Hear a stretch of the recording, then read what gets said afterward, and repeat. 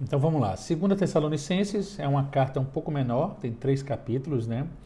E essa carta foi escrita algumas semanas ou talvez alguns meses, poucos meses, né?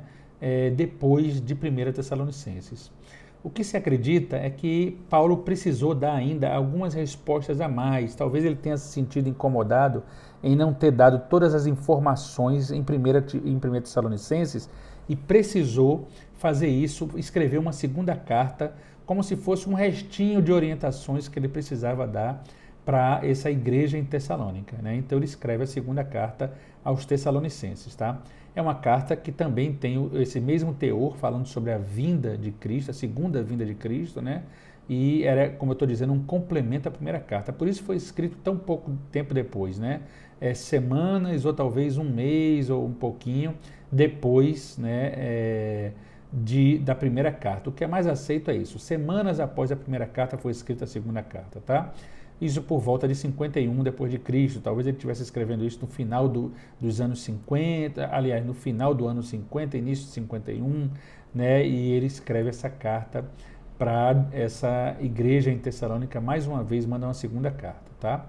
Então eram instruções que ele estava mandando sobre essa segunda vinda de Jesus, né?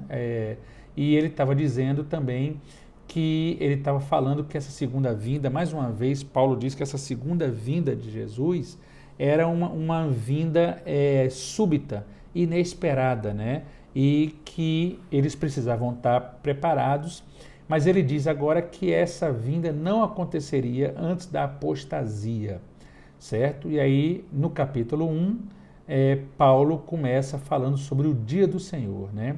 E esse era um aspecto assim específico da vinda do Senhor, que ele estava querendo falar que esse dia, o dia que o Senhor chegaria, a segunda vinda, seria um dia de terror para os desobedientes e para aqueles que apostataram, né? Então ele quis dizer isso, no primeiro capítulo ele escreve isso. Então ele diz que Jesus desceria, né? Em 1 Tessalonicenses ele fala isso no finalzinho da carta, que Jesus desceria do céu, né? E seria ouvida a voz do arcanjo, a igreja seria arrebatada para ficar sempre com o Senhor. E aí, na segunda carta, no primeiro capítulo, ele acrescenta um pouco mais isso, né? E ele diz que o Senhor iria ser acompanhado de anjos do seu poder em chama de fogo, no verso 7, né?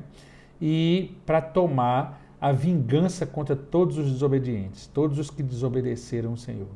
E aí ele fala sobre essa ideia do fogo eterno, que a gente também encontra em Mateus, né? Ou que era chamado também, aliás, Jesus falou disso, né? Em Marcos e Mateus, Mateus chama de fogo eterno, Marcos chama de fogo inextinguível, né? Que não iria, sabe, parar esse fogo, né?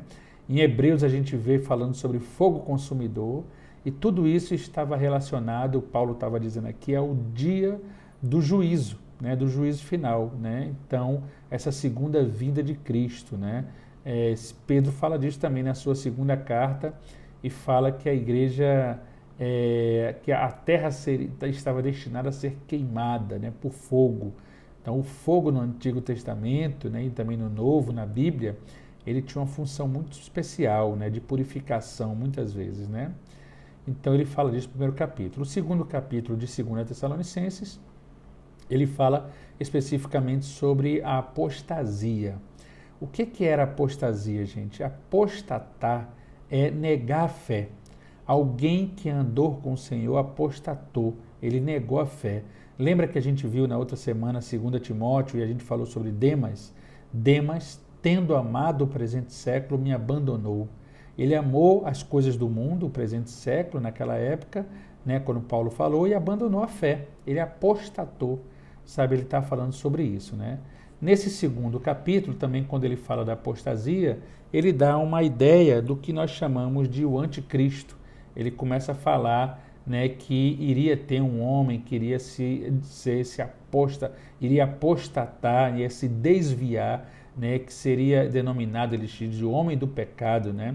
Que iria professar ser ele mesmo Deus, né? Sabe, ou seja, ia estar buscando um santuário para ele e que estaria sendo contra Deus, né?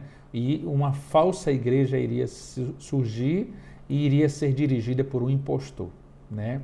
Então, quando ele fala disso, no segundo capítulo de Tessalonicenses, muita gente na história começou a pensar sobre isso. Então, os pais da igreja, na patrística, os pais da igreja primitiva, eles começaram a acreditar que esse anticristo, né, ele iria se manifestar por meio da queda do Império Romano, né, que aconteceu anos depois, né, essa queda, e pensaram que poderia ser o anticristo. Os reformadores, né, na época da Reforma Protestante, lá na frente, né, por conta do período que teve na igreja medieval, que era essa igreja da Reforma, uma igreja muito difícil, uma igreja muito mercantilizada, que pensava muito em ganhar dinheiro e vender as indulgências e etc., e queimar pessoas na fogueira santa, né, eles começaram a dizer que o Papa talvez seria o anticristo, né?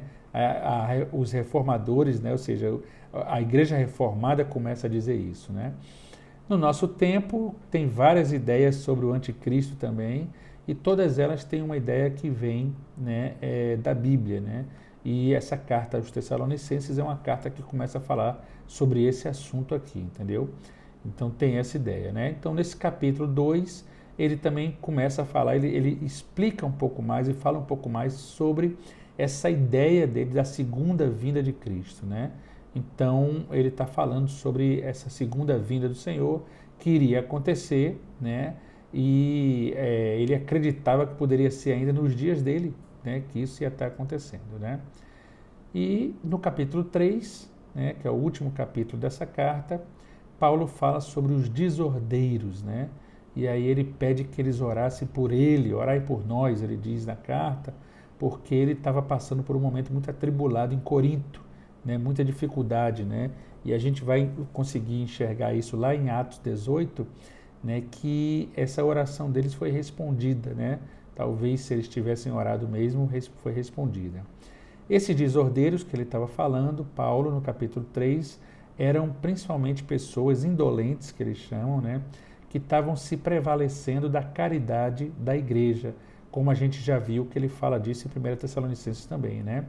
E aí estavam apresentando, o que esse povo estava dizendo, gente? O povo estava sem querer trabalhar e eles estavam usando o seguinte argumento: Jesus está chegando, está perto a segunda vinda dele, sabe? E isso é um pretexto para eles abandonarem as suas ocupações diárias e ficarem o tempo todo vivendo, esperando que os irmãos mais ricos abastecessem eles, e eles estavam ali só orando e esperando a vinda de Jesus, que ele iria chegar, né, e estaria voltando. E aí Paulo escreve no 3º capítulo, sabe, chamando a atenção deles, né, admoestando eles para que não vivessem dessa forma. E assim a gente termina aqui esse resumo de 2 Tessalonicenses, tá bom? Valeu!